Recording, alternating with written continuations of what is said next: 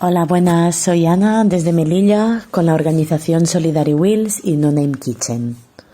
No sabemos exacto el número de chavales que viven en las calles de Melilla, pero sí podemos decir que son más de 100. Entre ellos, un porcentaje altísimo son menores de edad. Algunos de ellos no duermen en un lugar fijo, sino que después de hacer risky por toda la noche, duermen en la playa, en algún banco de algún parque o bajo un árbol en una plaza. Pero hay algunos de ellos que prefieren tener un lugar de referencia, donde dejar sus cosas y donde poder prepararse comida caliente. Estos grupitos se construyen chabolas a lo largo de toda la ciudad. Intentan que sus chabolas sean poco visibles, así que las construyen debajo de puentes o en zonas de vegetación más frondosa. De forma periódica, por eso, la Guardia Civil y la Policía Nacional se encargan de destruirlas.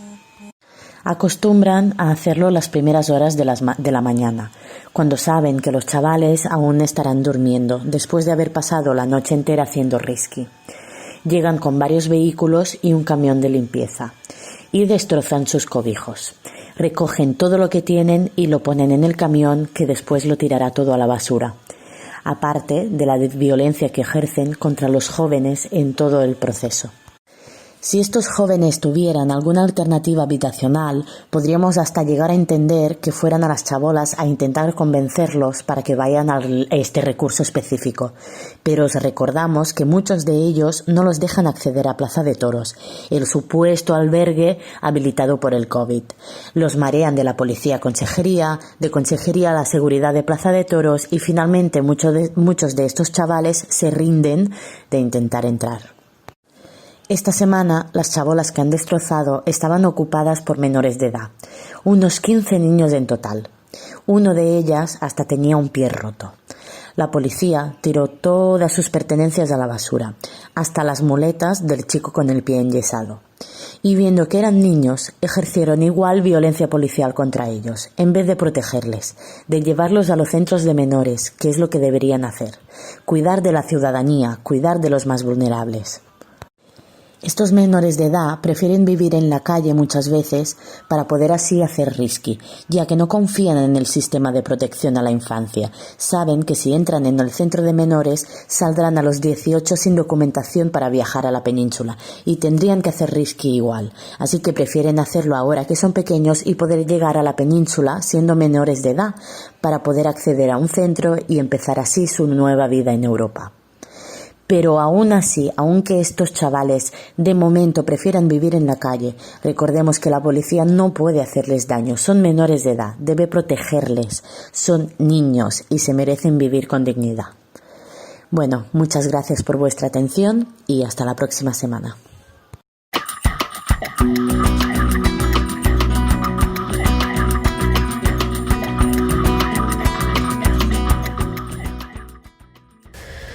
Hola a todos y todas, me llamo Matilda y os hablo desde Patras, en Grecia. Una semana más ha pasado y queremos manteneros informadas y informados.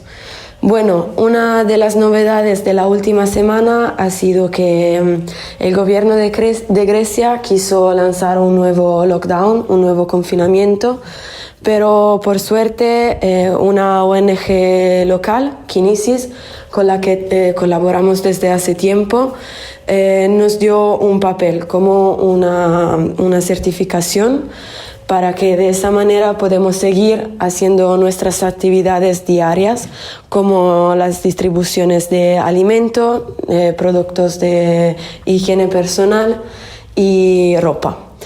Además, estamos muy contentos porque la ONG Zaporeac nos ha hecho una súper generosa donación de comida como arroz, lentejas, botes de tomates, y entonces estamos mucho más tranquilos desde ese punto de vista, porque así podemos seguir haciendo nuestras distribuciones de alimentos. Además, recibimos otra donación de ropa gracias a un chico que desde el sur de Alemania, después de recolectar donaciones de material, sobre todo de ropa, llegó con su coche un poco viejo hasta aquí en Patras y tuvo la posibilidad de pararse por unos días en Milán y recolectar la generosísima otra donación de una asociación italiana, Mani di Pace, que nos dio por la segunda vez un montón de zapatos y que, como se sabe, también aquí en Patras son muy necesarios y fundamentales. Y bueno, también con toda esa ropa nueva por el invierno esperamos que va a ser un poquito más fácil pasar las noches, porque aquí también ahora las temperaturas empiezan a bajarse mucho durante la noche.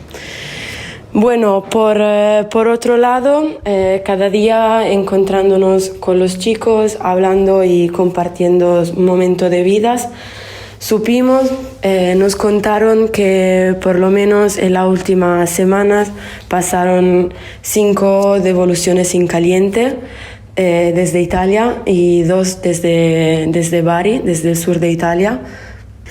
Sabemos que entre ellos algunos son menores y fueron golpeados por la policía griega y también algunos por la policía italiana. Y bueno, hablando siempre con los chicos y recolectando testigos que podéis encontrar en el web de Border Violence Monitoring Network, la violencia también dentro del puerto está aumentando y los chicos nos contaron que también ahora los camioneros empezaron a golpear a los chicos y vimos muchos más móviles rotos de las últimas semanas. Y claramente las voluntarias y los voluntarios de No Name Kitchen siguen aquí para denunciar lo que está pasando diariamente en el puerto de Patras y en los puertos de Italia.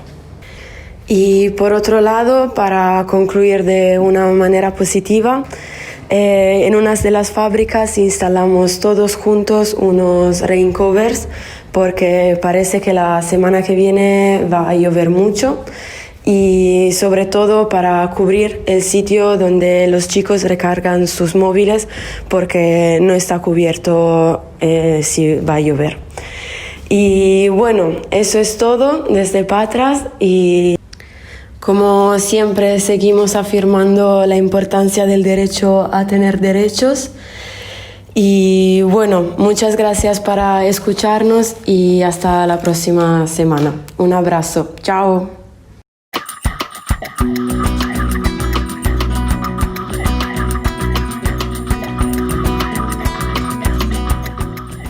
Buenos días desde Velika Kladuša, Bosnia. Yo soy Alba Domínguez, voluntaria de la No Name Kitchen. Vengo a actualizaros un poco de la situación ahora mismo en Velika Kladuša.